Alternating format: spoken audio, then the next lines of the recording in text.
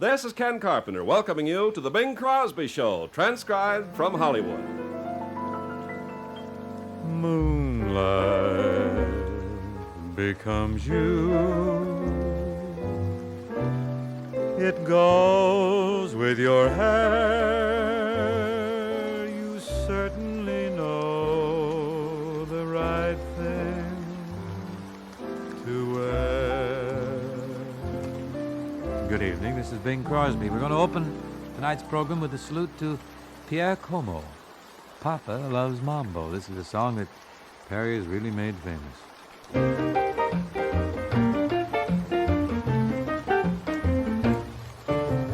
Papa loves mambo, Mama loves mambo.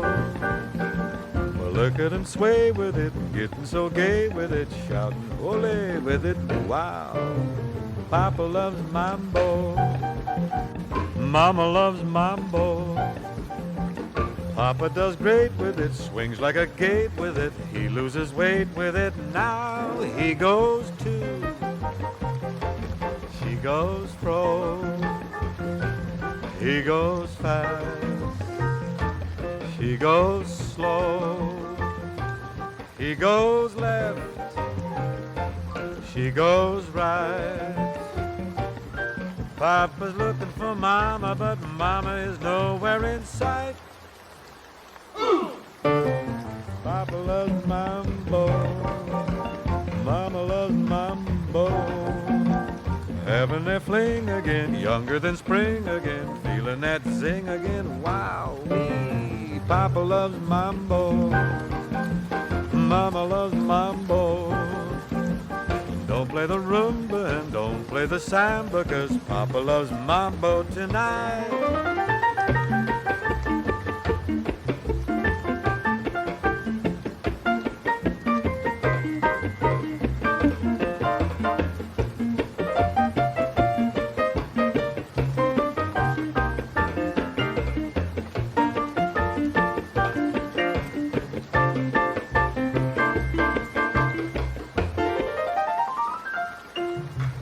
Papa loves mambo, Mama loves mambo.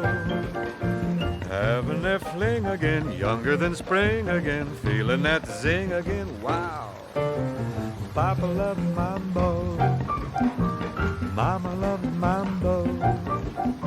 Now don't play the rumba and don't play the samba, 'cause Papa loves mambo tonight. Thank you, buddy and boys. You know, I've been thinking about an idea in connection with college football, which some of the people I told it to thought worthy of some further development, notably Vince Flaherty of the Los Angeles Examiner.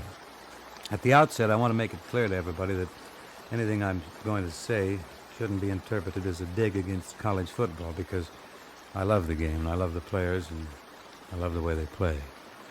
And I love the great men it makes out of them. But it seems to me that over a period of years, collegiate football has been singularly remiss in their obligation to perform occasionally for worthwhile charities and civic projects. As yet, there may have been some instances, but I know of no game of any size or consequence for charity that has been played on a collegiate football field, with the net proceeds being devoted to charity. There is an exception, of course, if you can call it an exception. That's the annual East-West Shrine game up in San Francisco for the Shrine Hospital there. That's a very wonderful thing. But it's played by all-star teams, and the colleges have no hand in the matter whatsoever. You know, if you come to think about it, over the years it's been my experience, or my observation anyhow, that actors and singers, and musicians, and sports figures, celebrities of all kinds, they have habitually given freely and generously of their time and their efforts and appearances for charity, but not college football. You know, almost regularly every year there are two outstanding teams in the nation, and they never have been brought together, at least not to my knowledge. And it seems from what I've heard and read and talking to players and coaches that the plum that the players and the coaches and the alumni seek more eagerly than any other is that at the end of the season they be judged the #1 team in the nation. This is really an outstanding distinction, and they all crave it avidly. Now, a game like the one I'm going to tell you about could answer the question, and at the same time, it could raise a prodigious amount of money. Really a great big hunk of loot. For instance, this year there's two teams which seem to be standouts. University of California at Los Angeles, that's UCLA, and Oklahoma. Now, I'm confident that if a game between these two colleges could be arranged in the Los Angeles Coliseum, it would net upwards of $500,000. Oh, it'd be enough money to build a wing on a hospital, or, well, it could do an awful lot of good in a variety of ways. And at the same time, it would provide a great contest for football fans, something that they're all screaming for. Now, there's a further facet to this plan of mine that I think I ought to tell you about, and this is the most important point of all. As you probably have heard and read, there's a great need for funds to send our Olympic team to Australia for the 1956 Olympic Games. Really, this situation is dire. It's really an emergency. Those of you, of course, who read the sports pages or the sports magazines, in fact, there was a big article about it not too long ago in Sports Illustrated. Why, you know how intensely the Russians are preparing for these games. They have a fierce desire to give us a real good clobbering down in Melbourne. They want to make us look bad. They want to make our way of life seem decadent and our athletes second-rate. They want to set up our civilization and try to expose it as soft, and they want to establish theirs as the right kind of a civilization. Well, obviously, this is something we can't allow to happen. We got to send down the best trained and the best equipped teams that we've ever sent to the Olympic Games. The athletes that make up the team, they must be made to realize that the whole nation is behind them, and this is expensive. It takes an awful lot of money. Nobody seems to know where it's going to come from. Well, I think it could come from such a football contest as the one that I have proposed and the one that I just described. I think it could be an annual thing. Doesn't matter whether the conference prohibitions are against such a contest or what precedent exists. Conference officials and conference heads should eschew all these objections, and they should be in favor of such a great project. I know the players would be eager to participate, and I know the fans would love it. And I know it would be of inestimable value in pinpointing this emergency which exists. I don't know where it'll go from here, this plan of mine, but I certainly hope to keep banging away at it until something happens. I can't really see any worthwhile objections to it happening. Shall we segue to a song? I Need You Now. If I ever needed you, I need you now. I can't remember when I've ever been so blue. If I ever needed love, I need it now. I feel so all alone, I don't know what to do. No day or night goes by when I don't have my cry. I feel like I could die from wanting you. I can't ease my aching heart, but you'd know how if I ever needed you. I need you now.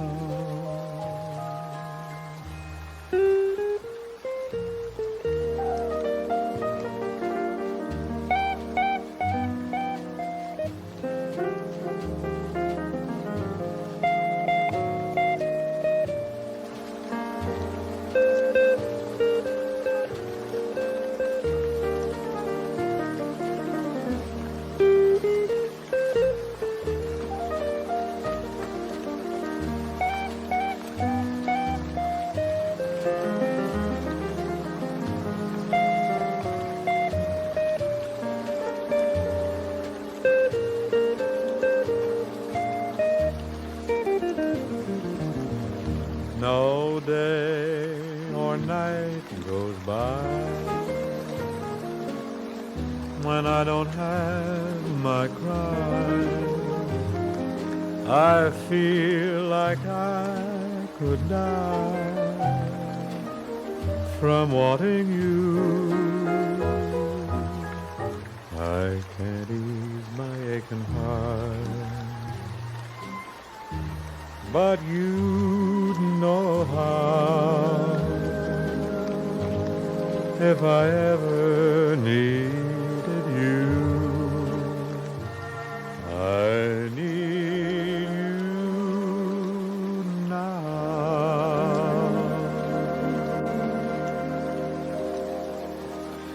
Well, now I believe we have time for another song. I think we have here. This is one called Anyone Can Fall in Love.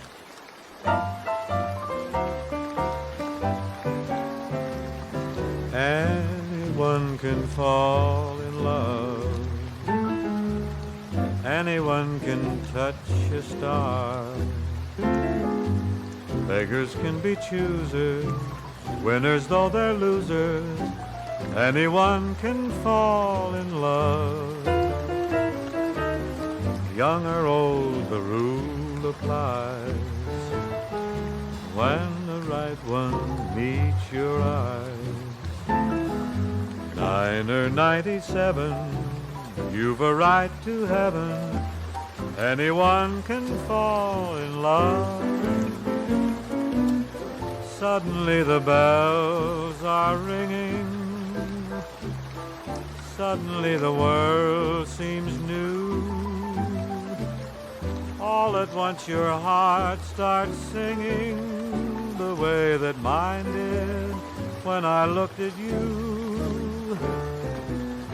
Anyone can fall in love. Anyone can touch a star.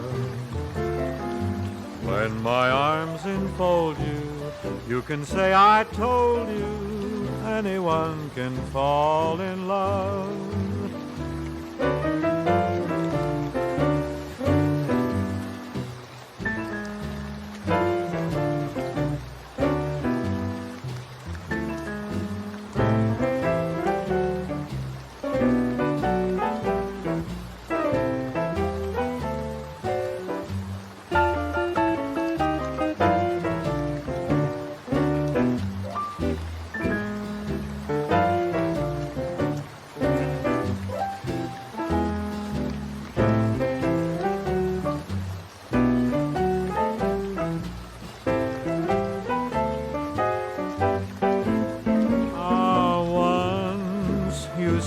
So far above me,